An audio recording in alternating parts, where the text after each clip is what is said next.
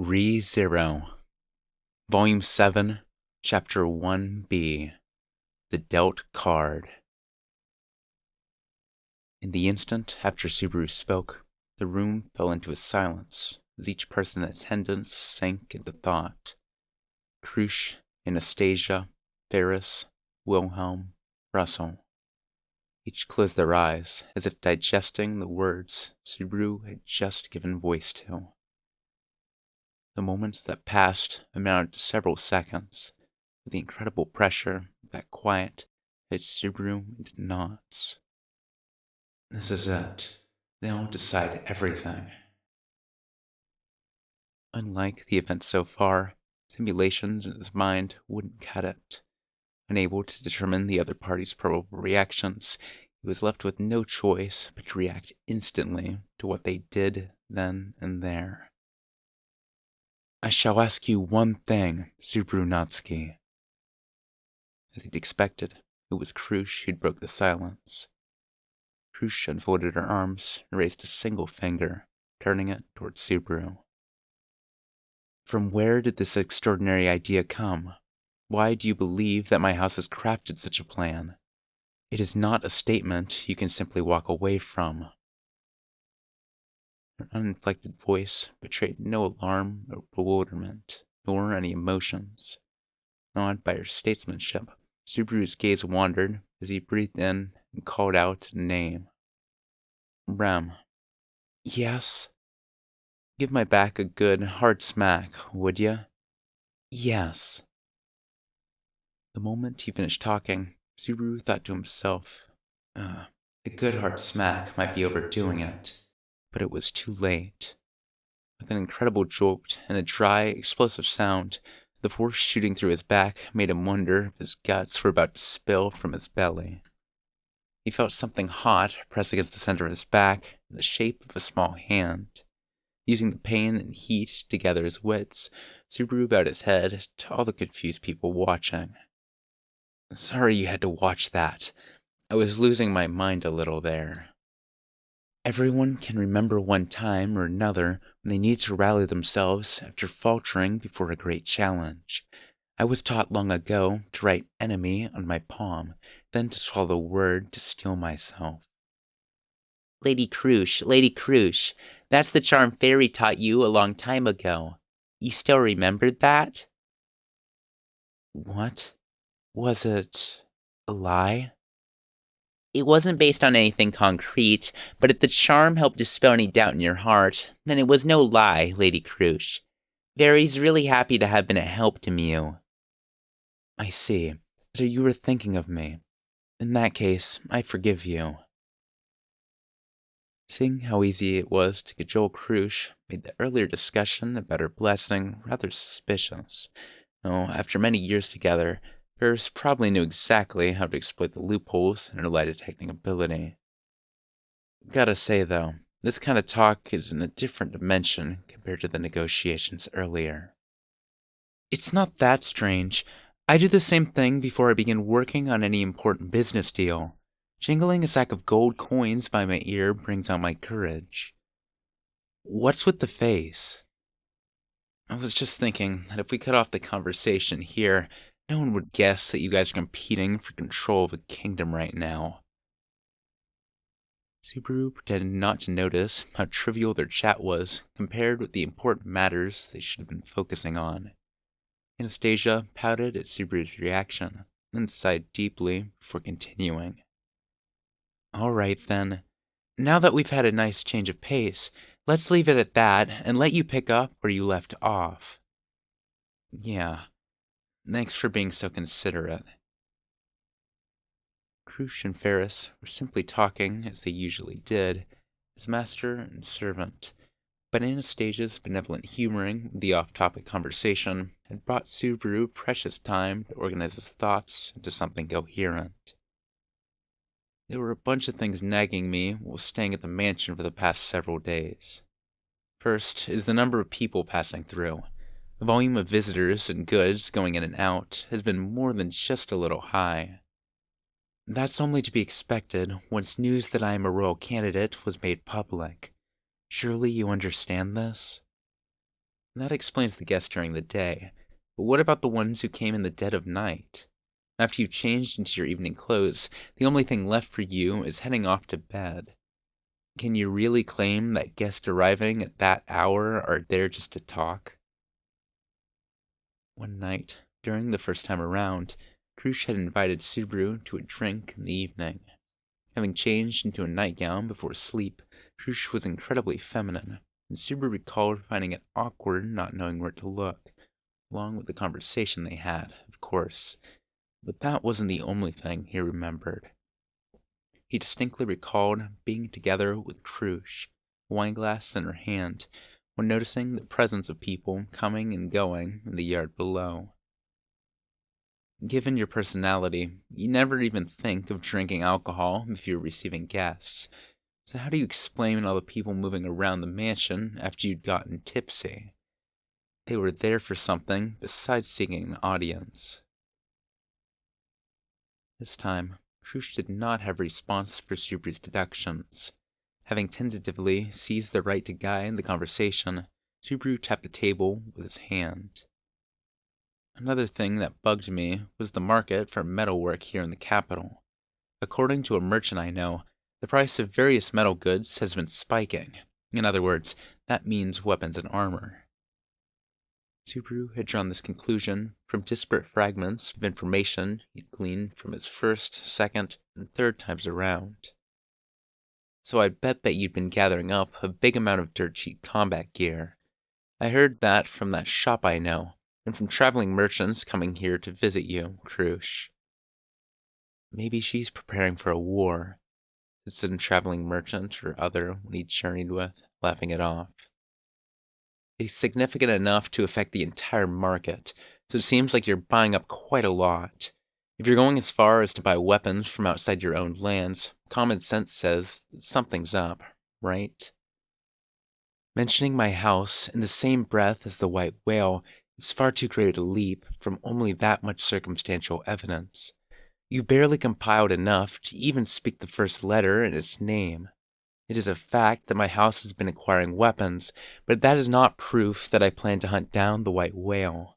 Perhaps I am amassing military power so that I may ignore the results of the royal selection altogether and seize the throne by force of arms.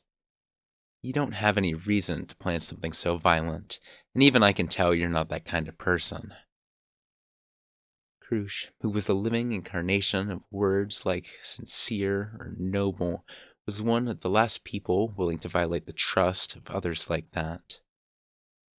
Though, I must say, I'm somewhat surprised. Krush, who shouldn't have known what Subaru was thinking, sighed in admiration. She crossed her arms, tilted her head quizzically, and looked Subaru over from head to toe before speaking again. I had firmly believed that you went to the capital during the day purely as a diversion, but it was most definitely my own eyes that did not see clearly. That's right. It's not like I spent all my time playing around. Krush's open praise struck Subaru with heavy pangs of guilt. In truth, Krush's initial assessment was exceedingly correct. She judged that he was gullible and spoiled. All he could do at the moment was to respond, turning a blind eye toward the truth. Anyway, when I first realized you're gathering weapons, I thought you were preparing for war. The real question was who you were planning to fight. But a slippery merchant let something fall from his lips.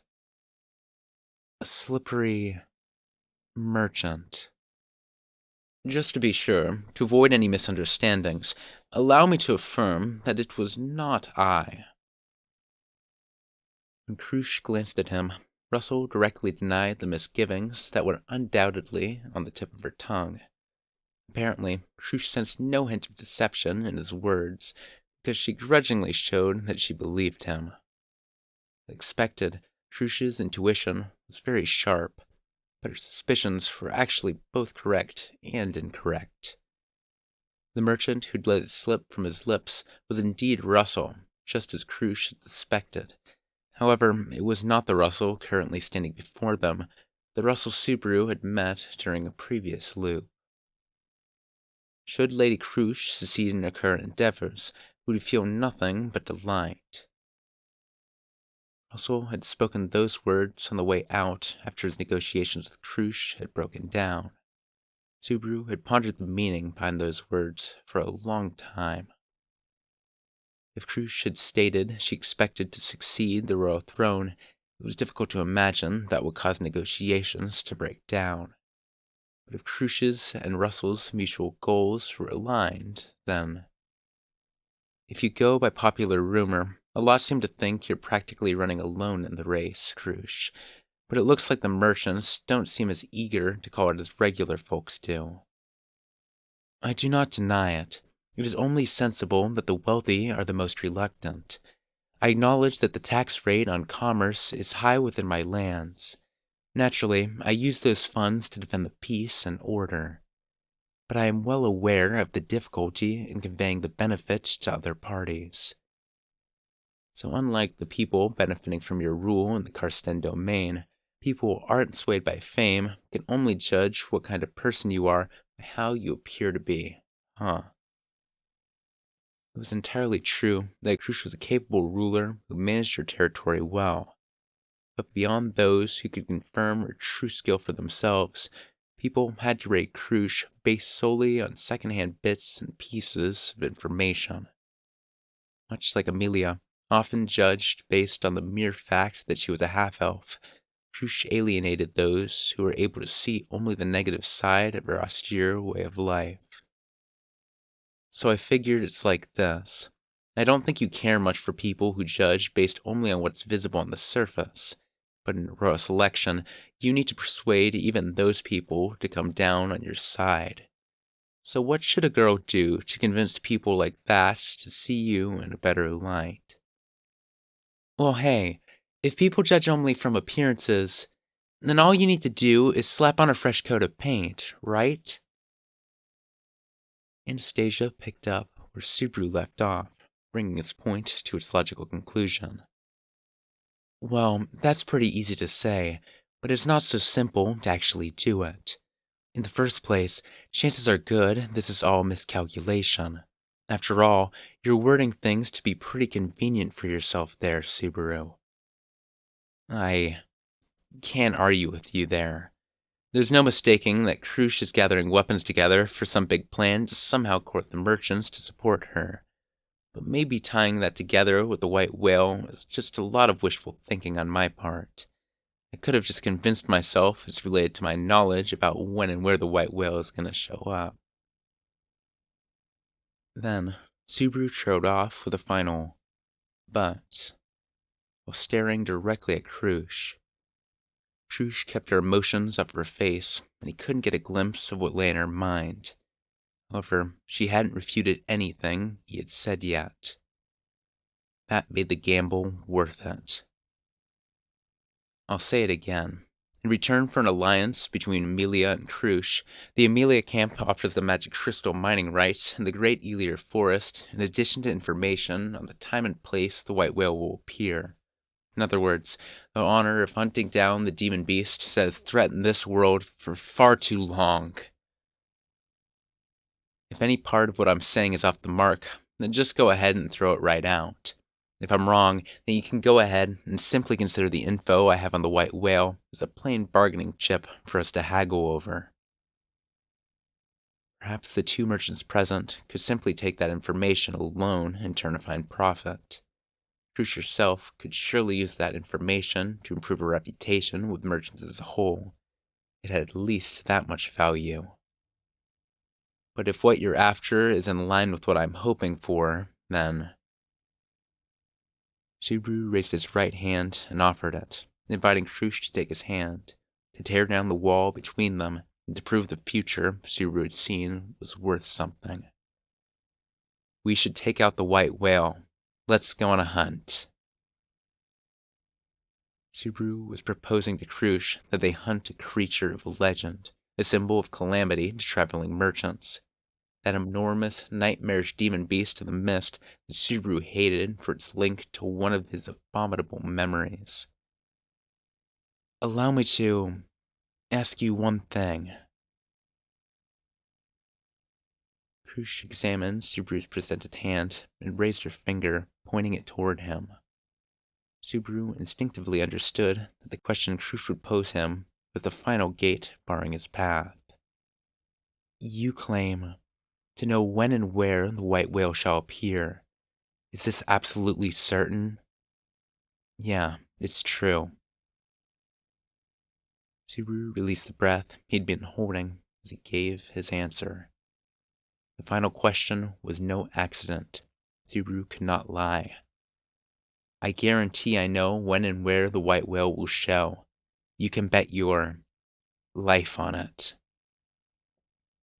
In fact, it really was information he had literally paid lives for, whether his own or those of others, over and over.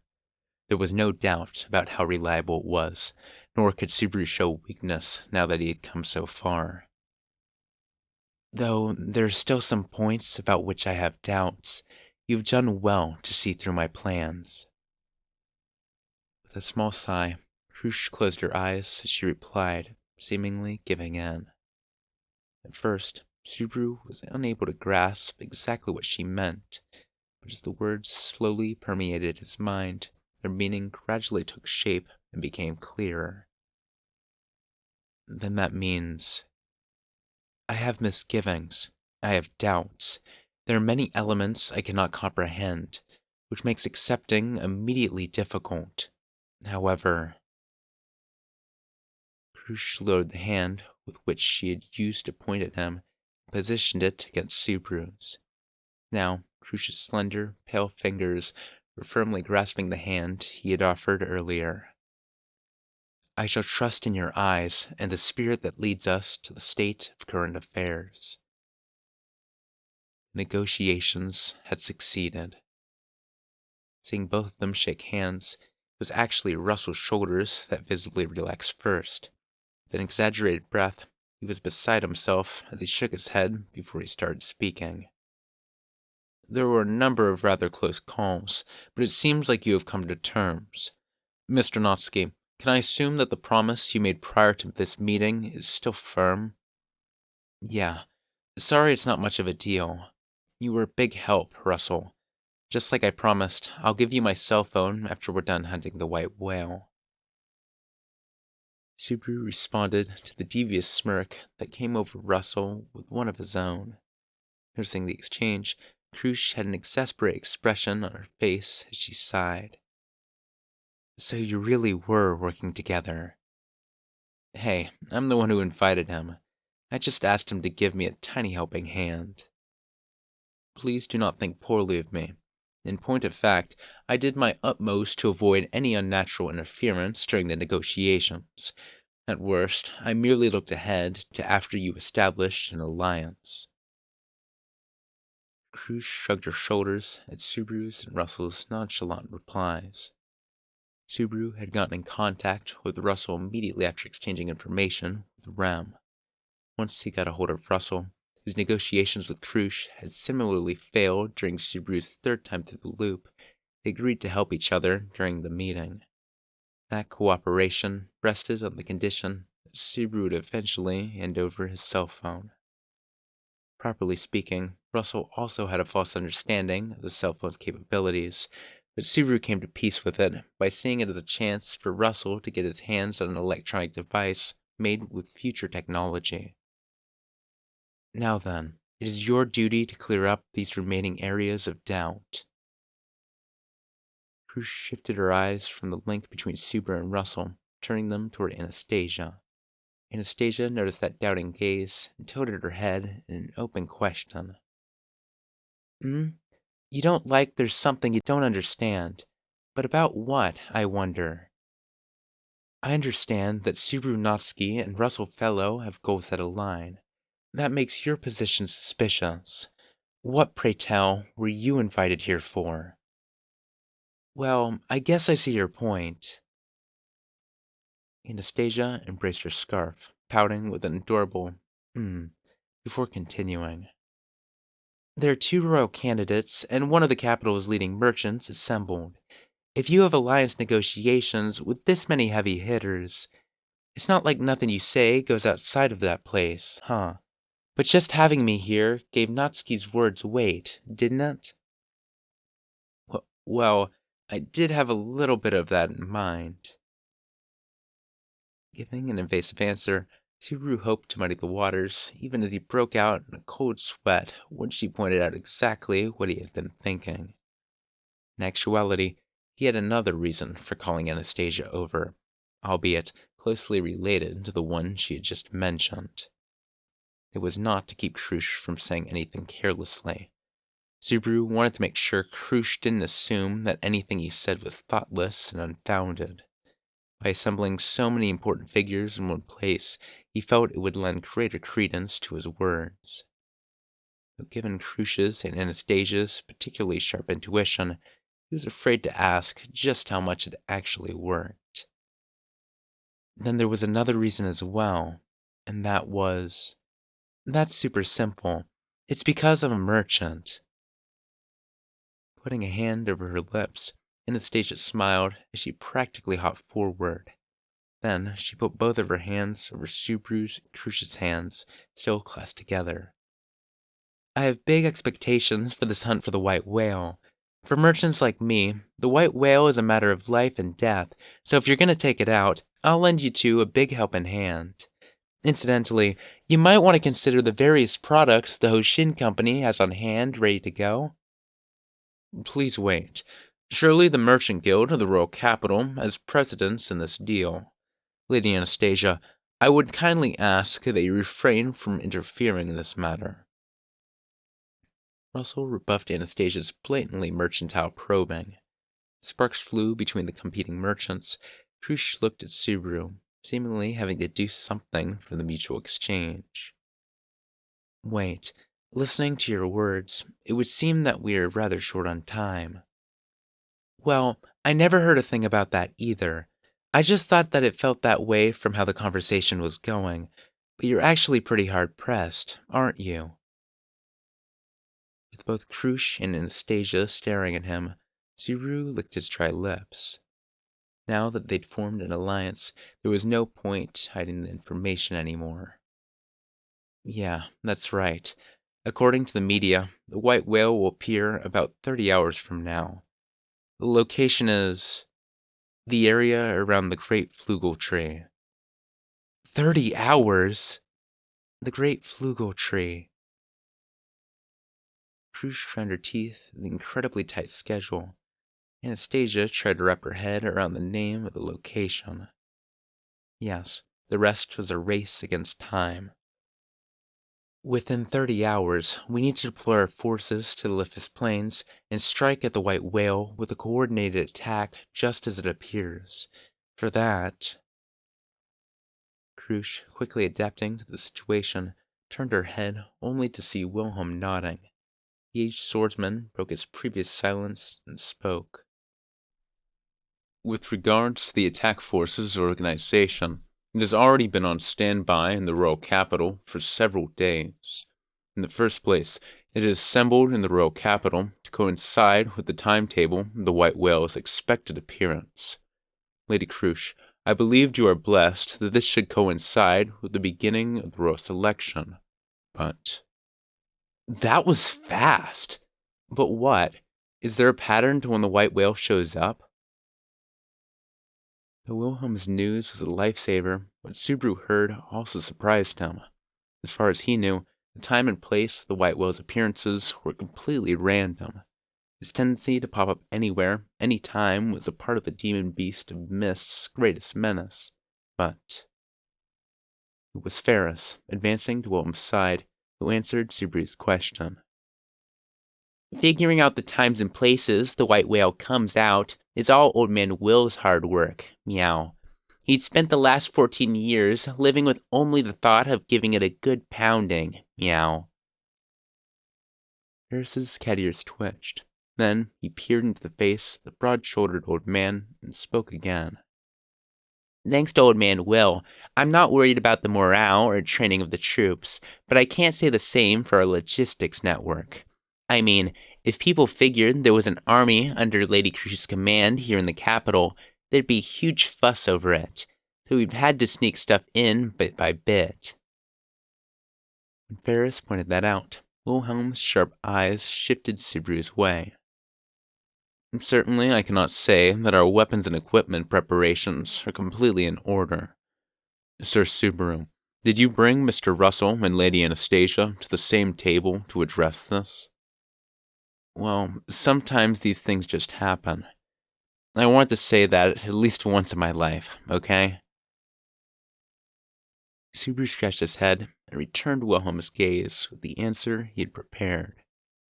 Russell, preeminent merchant that he was, accepted Subaru's reply and motioned outside the window. I have already sent the guild notice to be ready to move. Preparations are happening as we speak. Allow us until tomorrow afternoon, and we shall gather everything that is necessary from the merchants here in the royal capital. Hey, the same goes for the Hoshin Company. Let's give merchants not part of the guild a chance to fill the gaps. You can expect various other things from us as well. Anastasia followed Russell's words up with a strikingly powerful reply. Then, as Krush folded her arms in relief, Anastasia smiled at her. I came here because it's an iron rule of commerce never to pass up a business opportunity. Selling things is nice, but doing favors are number one. Intangible, no depreciation, no overhead. And more than anything, you can slap a price on it after the fact. Hey, I'm glad she's on her side here, but hearing that makes me think, wow, this businesswoman's a real piece of work, all over again. Anastasia was a cute girl with an adorable blush to her cheeks. She was a miser to the core, and thus very, very scary. Subaru couldn't even fathom the price she attached to her favors. With Anastasia in a very good mood, Krush glanced at her and nodded with an accepting look. So you prepared the path before negotiations took place. I see. So in this instance, it was I who lacked foresight and resolve. You have done well, Subrunatsky. I just crammed super hard before the test. I'm relieved from the bottom of my heart. He'd schemed and prepared endlessly beforehand, but even then, successfully brokering the deal was still like tightrope walking across a knife's edge. Even with wild cards on his side, he still had an awful lot to learn. Even so, guess I managed to save face for staying behind in the capital, Rem. Yes, you were incredible, Subaru, as I knew you would be. He lifted up their still clasped hands as he and Rem, the unsung hero of the negotiations, shared in each other's joy at their success. There probably wasn't anyone happier with the result of the negotiations than Rem. Originally, these negotiations had been Rem's appointed duty. He could easily imagine how being unable to divulge her task to Subaru and having to speak with Krush day after day had whittled away at her spirit. Subaru had continually rotted by himself while the future of the Amelia camp had been entrusted to her. She must have suffered under that burden. He hoped that in some small way this victory repaid the girl whose feelings had supported him for so long. If so, then for the moment, that was enough for Subaru to be happy. Sir Subaru. As Rem and Subaru celebrated together, a voice suddenly called out to him. When he looked over, he saw Wilhelm, standing with his back straight as he watched Subaru with a serious demeanor. The aged swordsman's eyes met Subaru's. Motion fled into Wilhelm's wrinkled, fearless face. Thank you. With that brief statement, he went down on one knee on the spot. The suddenness of it jolted Subaru. However, he was not alone in this surprise. Not only Krush and Ferris, who knew Wilhelm, but even the others, like Rem and Anastasia, were startled. I offer my thanks to you as deep as that as I offer my lord, Duchess Krushkarsten. I thank you for giving this elderly man an opportunity for vengeance. That's... As wise a man you are, Sir Subaru, you have likely already deduced this, but allow me to reintroduce myself. Wilhelm paid no heed to Subaru's confusion, drawing his sword from its sheath. He lowered the blade onto the floor, then placed his hand upon it. It was the greatest possible gesture for paying the utmost respect. Then he spoke his name. Previously, I was known as Trias, my old surname. My true family name is Astrea. I took the previous sword saint, Teresia van Astrea, as my wife, solely the family line of the sword saints. That is I, Wilhelm van Astrea. After a breath, Wilhelm's eyes were filled with a glimmer of hope as he carried on. My warmest thanks for granting this withered body a chance to slay the damned demon beast that robbed me of my wife. Wilhelm deeply bowed his head, the emotions of his powerful, heartfelt plea slamming into Subaru all at once. Everyone listening to the exchange was waiting in anticipation of Subaru's reply. To meet their expectations, Subaru drew a deep breath and answered, Right. Of course I knew. Naturally, that's how I was sure Krush would agree to wiping out the white whale. Subaru Natsuki. Krush calmly interrupted Subaru's odd flailing reply. Her amber eyes peered into Subaru's floundering expression when she sighed softly. A deceitful wind is blowing from you. The power of the wind reading underscored how plain Subaru's paper-thin lie was.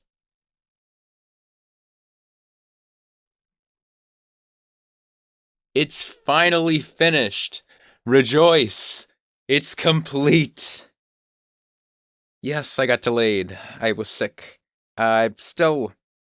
my vocal range still has its limits, but everything that I would normally read is within them, so I'm happy. The things that are really messed up is my actual laugh is diminished, and I cannot do some goofy voices I just normally do.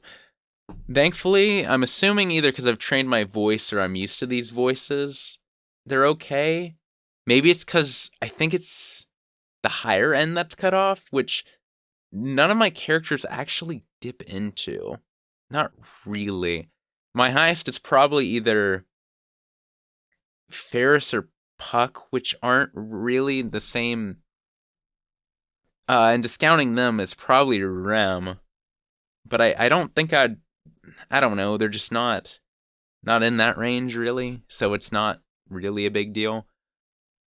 I'm honestly kind of glad I got sick, had to take that break. It's really re-energized me on all of this. And reading those side stories, I have a second one that I've finished reading. I don't know when that'll go up. I've got to figure out uploads on those. I'll figure it out. I might do a poll or something else. But yeah, I'll have to figure out all of that in the future. But for now, I'm glad this is done.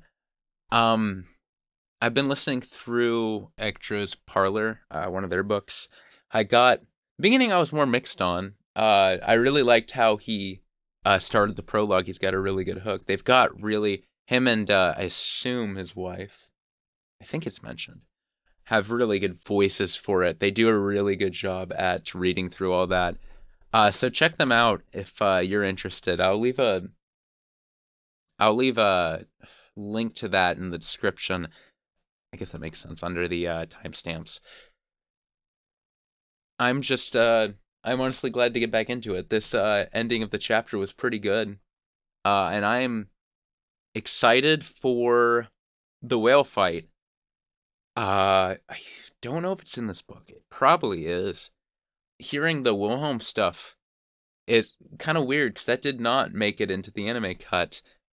I know I don't mention the anime a ton, but it didn't make it into that cut, and I never even considered that it hadn't mentioned more about Wilhelm. Russell Fellow's also a new character. He wasn't really important. This whole thing with all of this was quite different in general. I don't think Anastasia was here. That explains a few different things, though. I feel like this chapter in general is I guess the end of the last book as well is kind of one of those must-read things for anime onlys, with just the stuff that it brings back into it. And man, the anime's done a really good job. I'm not complaining about the anime. It has done an amazing job. It actually translates better than Kadokawa because Kadokawa is uh, cheap, I guess. Uh, Maybe it'll. I know Sony was looking at buying out Kadokawa. I wouldn't like that, but maybe some hope that maybe if that does happen, they. I don't know, man. Hire better translators. That would be bad, though. That would be bad. I don't want to know. I don't actually know if that's gone anywhere. I heard about that a while ago now. Well, I'm gonna stop rambling a bit. This ending's getting pretty long. What is this? Like 4 minutes. Yeah. Well, thank you for listening. As you've gotten this far, you've gotten into book 7. A little bit. I don't. I don't know. I think I'm gonna release probably the other side story between chapter 1 and 2 because I've already gotten it finished recording. I just need to finish editing it, which shouldn't be too hard. It's like a slight break for me. I took a big gap there, so I want to be at least between chapters 1 and 2, not have a break. I might also try to get the Mega Binge out. I'll have to see on that one. It's pretty close to done. I'm balancing the audio in it so that it's not all, because it's like, it's kind of weird. I was gonna say it's quieter at the beginning. It's kind of like, I think originally it was quieter, then it got like louder and then quieter again. I was trying to figure out a certain volume because I know I've had problems with volume output in the past, and I think it's good now. If you liked part 1 of this and you liked how this one sounds overall and how loud it is, that Mega Binge is about the same. If anything, it's a little louder. I might tone it down so it's more similar. I'll see on that as well. But yeah, that's all of the news, all of that. I know I did one of these after. Actually, did I do one of these after chapter 1? I'd meant to. I don't know if I actually. No, I think I did. Once again, thank you for listening. Thanks for like if you do, subscribe if you would. We're getting close to, what is it, 400 subscribers? That feels wrong. Honestly, in some ways, just making steady progress. Okay, I guess only 350. I'll get to 400 by like summer, right? Probably. Oh no, now you know I'm in the northern hemisphere. Big whoop. Oh yeah, Australia exists. We don't talk about Australia. And I'll see you guys next time. Bye. Oops.